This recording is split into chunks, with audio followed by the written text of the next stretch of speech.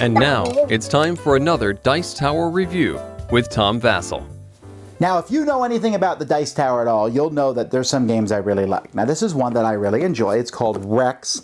It's a reprint of an older game called Dune, which came out just shortly after I was born, back in the late 70s.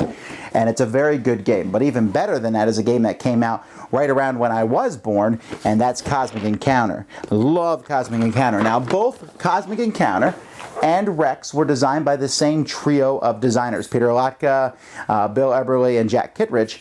They designed these games, and they have lasted till now. That's how good those games are. Sure, they have a nice graphic overhaul from Fantasy Flight, and they look good. But there was a third game that I had not had a chance to play from them called the Borderlands. This game was, I heard people say that it was good, but it never was reprinted like these two. You know, Dune and these two were played all the time. Didn't hear much about Borderlands. Fantasy Flight decided to reprint Borderlands using kind of a steampunk theme to it, and they called it Gearworld. All right, so I was very excited to give this one a whirl. If anything, based on the lineage of the game designers. So let's take a look at it. Is it worth reprinting?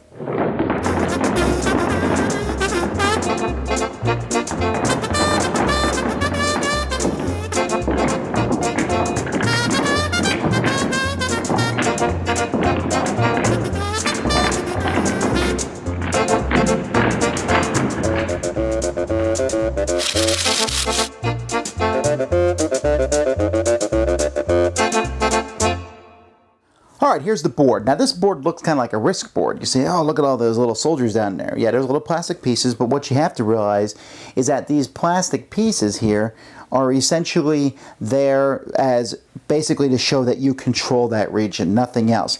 Let's say you build a ship later on, you'll put one of these tokens on it to show that you control that ship. So it may look like a Risk game or a style game where you're attacking, but it really isn't. The whole goal of this game is to appease the sky people, or I'm not really sure the theme, but you have to build 3 of these skyworks, okay? And the first person to do that is going to be the winner of the game. To do that, you're going to need resources. Now, at the beginning of the game, players will take turns seeding the board with different resources. You can see here horses are produced, here iron is produced, here gold is produced, and up here gears or machinery is produced. Different things are produced in different regions. So in each round, there are multiple different things that players can do, and there's different phases, and the first phase of each round is a build phase.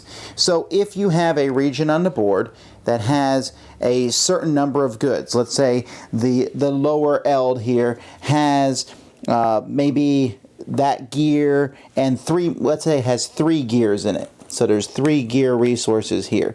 This gear is not a resource, it just shows that this produces gears. If you have 3 there during the build phase, I can get rid of that and build myself a riverboat that I will be using to go down the river here. So I'll be able to build that, and of course I will stick one of my tokens on it to show that it's mine. So there's different things that you can build. There is a chart down here that shows what each thing needs to be built. So you can see that you can use 4 gold or 4 gears to build a ship. To build these sky places, the sky base or skyworks, you can use 4 gold or 1 of each of the other resources. So that's during the build phase. Of course, at the beginning of the game, you're not going to be able to do that because there is no resources. So then we go to the production phase, the trade phase, and the transport phase. Now, these are dynamic phases. The reason they're called dynamic phases is because we will use a die with them. This is the only time during the course of a game that a die is used. It is rolled before each of these phases. If you roll 1 through 4, you do that phase. However, if you do a 6, the phase does not happen. If you roll a 5, the active player, the player who has this really cool, basically start player token, they decide whether the phase happens or not. So 1/6 at a time, the phase is not going to happen, and then it's possible that it could be even 1/3 of the time, depending on whether that person wants the phase to happen. In the production phase, each spot on the board that has one of these icons will produce an icon of that type. However, if there's already one of that type, it's not going to produce it there. So it will only produce one in a region, and you won't get a whole stockpile of these. You can produce more than one if you have one of these skyworks in a region, but of course, at the beginning of the game, you won't have those either. So you say, well, how is it possible, if you need, for example, 3 machinery in that region to build that boat, how would you get it when you can only produce 1? Well, that all comes down to the second dynamic phase, which is the trade phase. If you are adjacent to another player, doesn't matter how or where you're adjacent, if you're adjacent, you can trade with them. And this is a little odd, but you can basically take one of your things off one of your spots and trade it with somebody else for one of the things off their spots.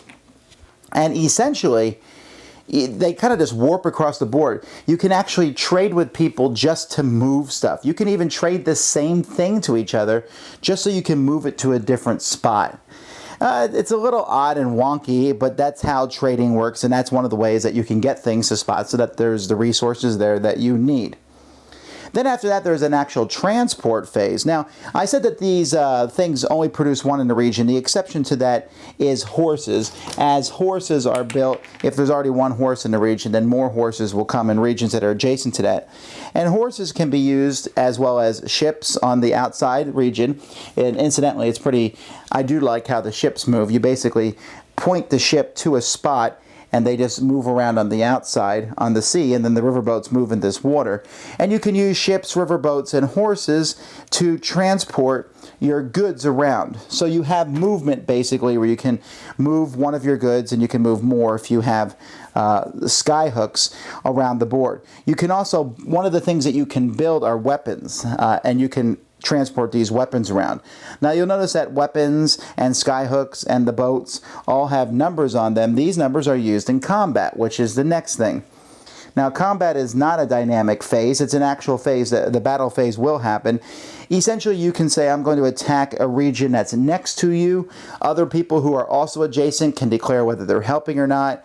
You might use weapons or things that you have, and then the higher number wins.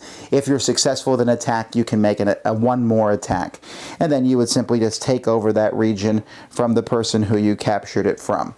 There's no luck in combat. Combat is straightforward.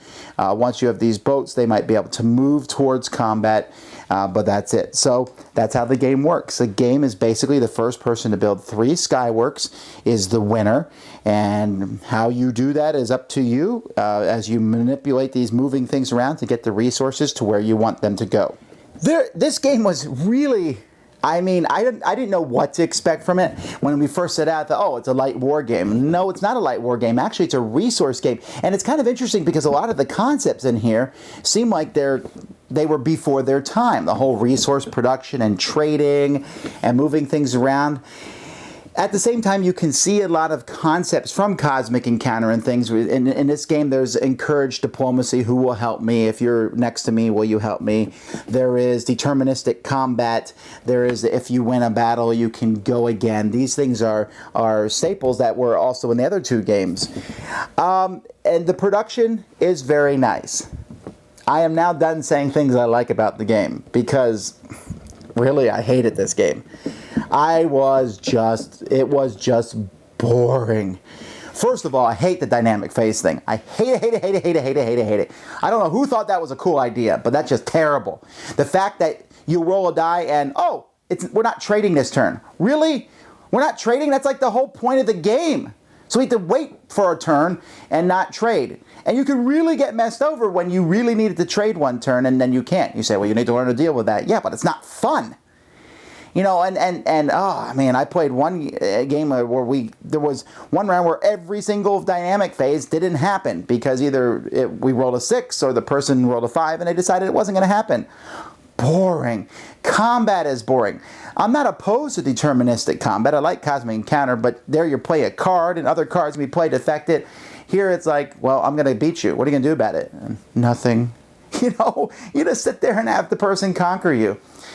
Other things are really wonky. The whole resource thing where they just fly across the board is so non-thematic. The trading just seems like a cheesy way to get a resource to a spot you want. When you can trade the same resource with someone else just to warp them to where you want, that makes no thematic sense at all. I really wanted to like this game, but it just turned out, when someone builds that 3rd sky, you're like, yay! because the game is over. There's no excitement. There's no tension. You have to play with 4 players really to get the full experience, and even then, after a certain point, it's very easy to get it cut off from at least one of the other players, and then you can't trade with them, so you're stuck trading with 2 people.